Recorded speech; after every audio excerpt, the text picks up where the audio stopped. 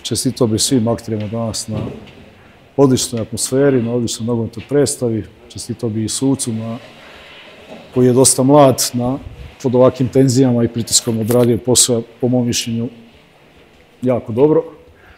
Što se tiče same utakmice, gledajte,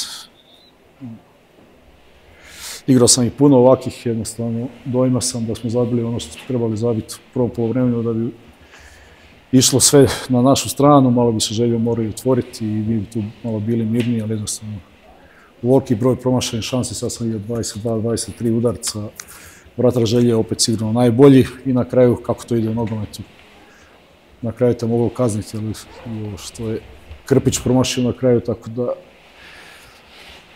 uglavnom, eto, mislim da je derbi dobar, mogu biti zadovoljan sa puno stvari, naravno nisam zadovoljan sa realizacijom, nisam zadovoljan što nismo pobjedili. Evo, izvolite. Hvala. Gospodine Zekiću, kako ste vi objasnili dekoncentraciju napadača, prije svega Sarajeva, a onda i Željezničara u ovom? Pa gledajte, izgleda da je takav dan danas, ne znam. Stvarno je nemoguće šta se promašilo, prvo s naše strane, na kraju i Željo šta je promašio, tako da jednostavno nije htjela ići lopta u gol. Ako ćemo tražiti neku utjehu, možda je početak prvenstva, pa nisu još u realizatorskoj formi, ali evo, kažem, zaista puno trke, puno dobrih detalja, evo, fali su samo golovi. Gospodine Zekiću, ja vam postavim jedno jednostavno pitanje na koje vi možete dati jednostavno još jedan odgovor kako god želite. Ovo su moje mišljenje, utakmice u kojima niko ne može biti na kraju nezadovoljan, a niko ne može biti ni zadovoljan. Koja je vaša strana ove priče? Pa gledajte, ja sam pripremao utakmicu i u razgovoru s igračima. Išli smo u smjeru da pobjedimo, znali smo što nam znači ova 3 boda, tako da u kontekstu današnje utakmice, u kontekstu nastavka prvenstva, mislim da apsolutno ne mogu biti zadovoljan, ali s druge strane mogu biti zadovoljan što moja momčad igra nogomet, što smo dosta stvari, što smo pripremali danas, prenijeli na teren, što stvaramo šanse i jedino nadati se da ćemo te šanse što prije realizirati. Hvala. Danas ste u vatru ubacili Butića u napad, oprinočio se Hrvatska, Karamarkom i ostavljao lopte i sve, je to zapravo taj napadač koji ste tražili i da li je definitivno sad naš prvi izbor?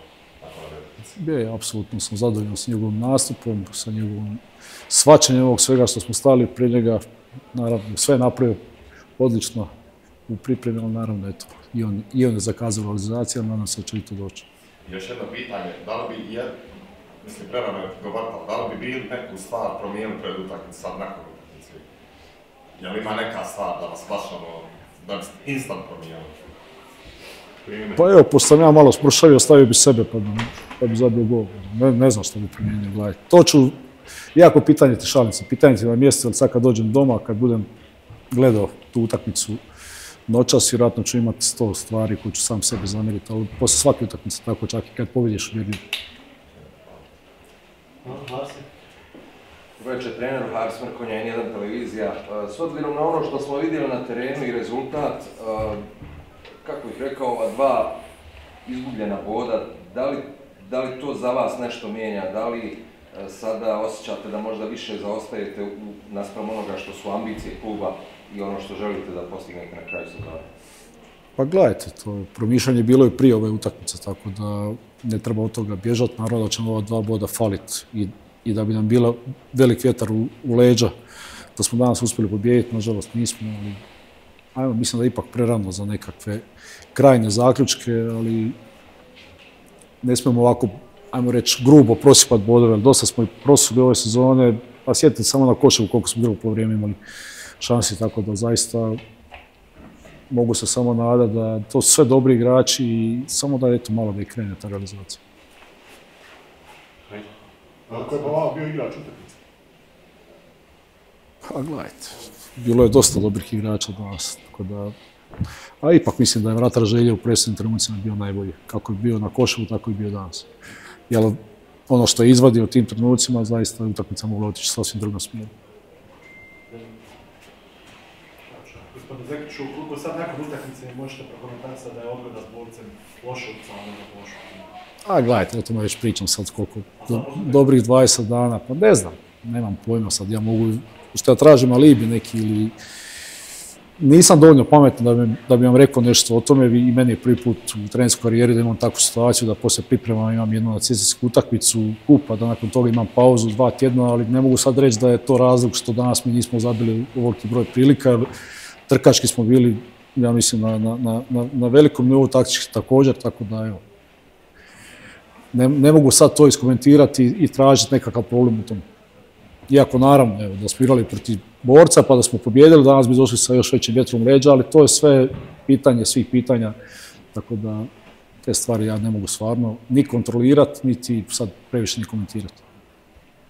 Rekli ste malo pred nešto komentarisati, odnosno na pitanje kolege da će se tek kad pogledati utakmicu, ali generalno koliko ste zadovoljni učinkom igrača koji su ušli sa klubu? Ja se mora to sad pitati. Nisam zadovoljan, tako da ima ti detalje koje moramo porazgovarati, ili jednostavno svi očekuju priliku. A priliku u životu nekad imaš jednu priliku, nekad imaš 2 prilike, a treća se ne dobiva. Tako da kad dobiješ priliku, ja znam da bi oni svi igrali po 5 utakmica u nizu i da bi svi uživali povjerenje i to mi je apsolutno jasno, to je sve ljudski, ali jednostavno ja imam odgovornost da stavljam po svom viđenju najbolje igrače, što vidim preko tjedna. Ne govorim da trebam biti u pravu, ali isto tako do sad su se već toliko puta uvjerili da se ne bi trebali tako ponašati i onda na kraju kad se to desi, kad nekog, ajmo reći grubo, odstranimo, onda me svi gledaju bljedo i svi su u čudu. Tako da jednostavno to su postulati života, postulati nogometa, jedna kultura igranja nogometa, kultura življenja, tako da nažalost, još uvijek se nalazimo u sredini i te stvari moraš objašnjavati i ponavljati iz dana u dan, a to se meni jednostavno ne da gubiti vrijeme na to.